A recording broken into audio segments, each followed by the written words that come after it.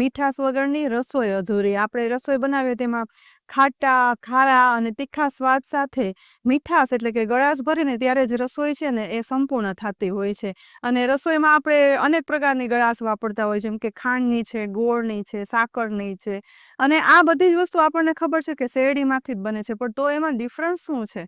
તો આજના વિડીયોમાં હું તમને ખાંડ અને સાકર બંને લઈ અલગ અલગ પ્રકારની કેટલી મળે છે તેની તે કઈ રીતે બને છે અને તેમાં શું શું ડિફરન્સ છે ને એ હું તમને બતાવીશ.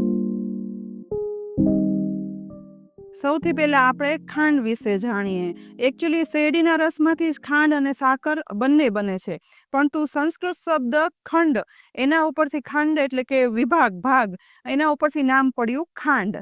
ખાંડ સફેદ ખાંડ બને ને એ પહેલા ઘણી પ્રોસેસમાંથી એ પાસ થાય છે અને અલગ અલગ ખાંડ બને છે. બધું શેરડીના રસમાંથી જ બને છે, પરંતુ પ્રોસેસ કઈ રીતે થઈ અને સફેદ ખાંડ બને છે એ વિશે આપણે છેલ્લે જોશું. શરૂઆત આપણે પહેલી ખાંડથી કરીએ. સૌથી પહેલા આ લીધી છે કાચી ખાંડ, જેને ખાંડસરી કહેવાય, મેલી ખાંડ કહેવાય. આ છે ને તે શેરડીનો રસ કાઢી અને તેની સુકવણી કરવામાં આવે, અથવા તો ભઠ્ઠામાં ગરમ કરી અને તેને ઘન પદાર્થ કે પાવડર ફોર્મમાં કન્વર્ટ કરી અને એ પછી એનો જે કલર જે થાય છે ને તે કલર આવો બ્રાઉન કે પીળાશ પડતો હોય છે, જેને કાચી ખાંડ, ખાંડસરી કે મેલી ખાંડ કહેવાય છે. કુદરતી સ્વરૂપે હોય છે, આમાં બીજી કોઈ વધારે પ્રોસેસ કરવામાં આવતી નથી, એટલે નેચરલ ખાંડ પણ તેને કહેવાય. ખાંડસરી એટલે શેરડીના રસમાંથી ખાંડ બનવાનું પ્રથમ સ્વરૂપ, જેમાં મોલાસીસ એટલે કે ગોળનું પ્રમાણ છે ને તે વધારે હોય છે, સાથે શેરડીના પોષક તત્વો પણ વધારે હોય અને ગ્લાયસેમિક ઇન્ડેક્સ થોડો એવો નીચો હોય છે. તેના માટે આ ખાંડસરી છે ને એટલે કે કાચી ખાંડ, જેને મેલી ખાંડ કહેવામાં આવે છે, એને હેલ્ધી ગણવામાં આવે છે, જેનો ઉપયોગ છે ને હવે રોજિંદી રસોઈમાં પણ કરવામાં આવે છે. ખાંડસરીની અંદર બાષ્પીકરણ કરી અને વધારાનું પાણી દૂર કરવામાં આવે. હજી પણ તેમાં મોલાસીસ એટલે કે ગોળનો ભાગ હોય અને જરા એવી સ્ટીકી પણ લાગે, એટલે કે એમાં ભેજનું પ્રમાણ થોડું વધારે હોય, તેને કહેવામાં આવે છે બ્રાઉન શુગર. ખાંડસરીમાંથી બ્રાઉન શુગર બનાવવામાં આવે એ કુદરતી પ્રક્રિયા છે, એટલે કે ખાંડસરીમાંથી બીજો જે સ્ટેપ છે એ છે બ્રાઉન શુગરનો. પરંતુ હવે કોમર્શિયલ લેવલે છે ને આ શુગર બને ને, જે રિફાઇન્ડ શુગર છે, એમાં પાછા મોલેસીસ એટલે કે ગોળનું પ્રમાણ ઉમેરી અને ખાંડ એટલે કે બ્રાઉન શુગર બનાવવામાં આવે છે. તો આ બે રીતે બનતી હોય છે બ્રાઉન શુગર. પહેલી પ્રક્રિયાથી જે ખાંડ બની તેને નેચરલ બ્રાઉન શુગર કહેવામાં આવે છે, અને બીજી પ્રક્રિયા જે સફેદ ખાંડમાંથી બનાવવામાં આવે છે એને કોમર્શિયલ બ્રાઉન શુગર કહેવાય છે.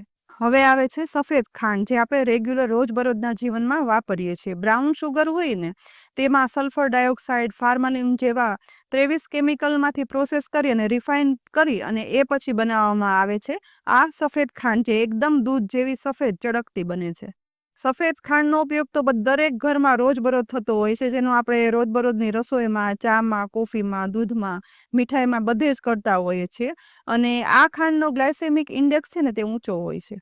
આ છે પતાસા. આ કોઈ ખાંડનો પ્રકાર નથી, પરંતુ ખાંડની એક પ્રોસેસ છે. ખાંડની તારી ચાસણી બનાવી અને પછી તેમાં બેકિંગ સોડા ઉમેરી અને એકદમ ફૂલી જાય ને એટલે આ રીતે જમાવવામાં આવે અને એમાંથી બને છે પતાસા, જેનું આપણે શુભ પ્રસંગે મીઠું મોઢું કરવામાં અને એ સિવાય ધાર્મિક પ્રસંગોમાં પણ પ્રસાદી તરીકે કરતા હોય છે. બીજી પ્રક્રિયા એ છે કે શેરડીનો રસ હોય ને એને પણ વધારે ઉકાળી અને એ પછી તેની અંદર બેકિંગ સોડા નાખી અને પછી જમાવવામાં આવે, અને આ બે રીતે પતાસા બનતા હોય છે. અને એ જ રીતે બે રીતે બનશે બુરુ ખાંડ, એ બતાવું આગળ. આ છે બુરુ ખાંડ. ઘણીવાર સફેદ, ઘણીવાર બ્રાઉન કે ઘણીવાર પીળાશ પડતા કલરનું આ મળતી હોય છે. શેરડીના રસને ઉકાળી અને બેકિંગ સોડા નાખી અને તેને ઠંડુ કરવામાં આવે, એ પછી આવું પતાસા જેવો ઘન પદાર્થ બની જાય છે, જેને દળી અને ફાઇન પાવડર બનાવવામાં આવે તેને કહેવાય છે બુરુ ખાંડ, જે ખાસ કરી અને મીઠાઈમાં વપરાતું હોય છે અને તેની થોડી ગળાશ છે ને તે ખાંડ કરતાં ઓછી હોય છે. સંસ્કૃત શબ્દ શર્કરા ઉપરથી નામ પડ્યું સાકર, જે શેરડીના રસમાંથી બને છે. તો પછી ખાંડ છે એ પણ શેરડીના રસમાંથી બને અને સાકર પણ શેરડીના રસમાંથી બને, તો બંને વચ્ચે અંતર શું રહ્યું? તો ચાલો હવે આપણે સાકર વિશે જાણીએ. સૌથી પહેલા સાકરનું કુદરતી સ્વરૂપ, આ દોરાવાળી સાકર કે ધાગા સાકર. શેરડીના રસમાંથી બધું પાણીનો ભાગનું બાષ્પીભવન થાય ને ત્યાં સુધી ઉકાળવામાં આવે. એ પછી રહેલું લિક્વિડ હોય ને એને વેસલમાં ઉમેરી તેમાં છે ને આ રીતે દોરા લટકાવાય છે અને આ દોરાની આસપાસ શેરડીના રસનું લિક્વિડ ઠંડુ થઈ અને કુદરતી રીતે ઘન સ્વરૂપમાં આવી જાય અને આવા છે ને ક્રિસ્ટલ બનાવે છે, જે આ નાના અથવા મોટા તૈયાર થાય, જેને દોરાવાળી સાકર કે ધાગા સાકર કહેવામાં આવે છે. અને આખી પ્રોસેસમાં ક્યાંય પણ કેમિકલનો ઉપયોગ નથી થતો હતો. આ સાકરને જ લઈ ફેક્ટરીમાં લઈ અને પ્રોસેસ થઈ અને તેમાંથી આવી રીતે ખડી સાકર કે આવી ક્રિસ્ટલ સાકર બનાવવામાં આવે છે. આ સાકરનું જ સ્વરૂપ છે અને ત્રણેય શુદ્ધ સ્વરૂપ હોય છે, જેનો ઉપયોગ શરબતમાં છે, મીઠાઈમાં છે, શુભ પ્રસંગે બધી જગ્યાએ કરવામાં આવતો હોય છે.